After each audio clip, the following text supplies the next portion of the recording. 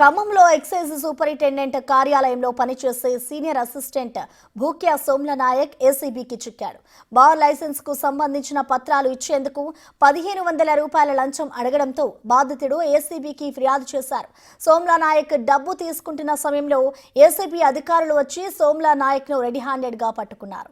ఈ ఏడాది ఇప్పటి వరకు 6 చోట్ల దాడులు చేసి లంచం తీసుకుంటున్న అధికారులను పట్టుకొని కేసులు నమోదు చేశామని ఏసీబీ డీఎస్పీ రమేష్ తెలిపారు.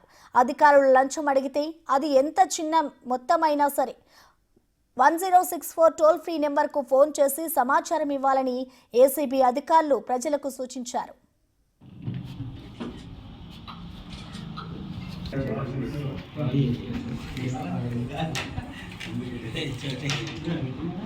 ఏమనుకోకుండా అందరికి ఒక నిమిషం అడ్రస్ ఏమనుకోకండి. తీసుకున్న వచ్చేసి వేరే వాళ్ళు క్లారిటీ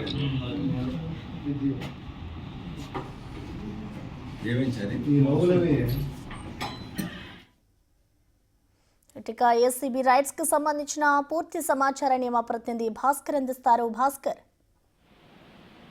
ఖమ్మం నగరంలో ఏసీబీ దాడులతోటి ఒకసారి ఎక్సైజ్ శాఖ అధికారులు కలవరం మొదలైనని చెప్పుకోవచ్చు. గత కొన్ని రోజుల నుంచి కూడా ఇటీవల కాలంలో ఎక్సైజ్ శాఖ సిబ్బంది ఒక తీరుతోటి విసిరినటువంటి వైన్ షాప్ మద్యం దుకాణ యజమానులు ఒక్కసారిగా ఏసీబీని ఆశ్రయించాల్సిన పరిస్థితి నెలకొంది. ఇటీవల కాలంలో ఒక బార్ షాప్ ఒక లైసెన్స్ రెన్యువల్ కి సంబంధించి డాక్యుమెంట్స్ తీసుకెళ్దాం అనుకుని ఆఫీస్కి వెళ్తున్న నేపథ్యంలో అక్కడ సీనియర్ అసిస్టెంట్ గా పనిచేస్తున్న వ్యక్తి ఒక్కసారిగా నగదు డిమాండ్ చేయడంతో విధిలేని పరిస్థితుల్లో ఆ బార్ నిర్వాహకులు ఒక్కసారిగా ఏసీబీ అధికారులను ఆశ్రయించడం ఫలితంగా వారు ఒక 1500 రూపాయలు నగదు ఇస్తున్న నేపథ్యంలో ఒక్కసారి రిమాండ్ గా పట్టుకున్నారు. మొత్తానికైతే ఈ ఘటన ఖమ్మం జిల్లాలో హల్చలైంది. అది కూడా సమీపంలో అక్కడ డీసీ అంటే జిల్లా ఎక్సైజ్ శాఖ అధికారి కార్యాలయంలోనే ఈ ఘటన జరగడంతో కూడా ఒక్కసారిగా అధికారులు మొత్తం వాళ్ళు కలవడం మొదలైనని చెప్పుకోవచ్చు. ఫలితంగా నిందితుడిని మొత్తం కూడా ఏసీబీ అధికారులు రిమాండ్ చేశారు. మొత్తం దానికి సంబంధించి పూర్తిగా దర్యాప్తు చేసిన నేపథ్యం ఉంది. అసలు వాస్తవానికి అయితే మాత్రం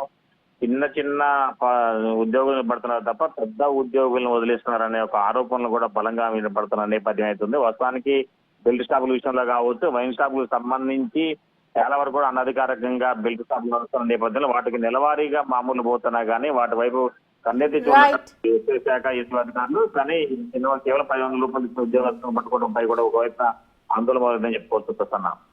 థ్యాంక్ యూ భాస్కర్.